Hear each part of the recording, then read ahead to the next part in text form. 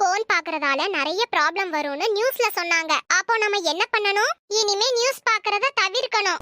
மதிய உணவை கொண்டு வந்தது யாரு? நாங்க எல்லாருமே கொண்டு வந்திருக்கோம் மிஸ். நான் ஒண்ணும் அத கேக்கல. நீங்க கேட்டாலும் நாங்க குடுக்கறத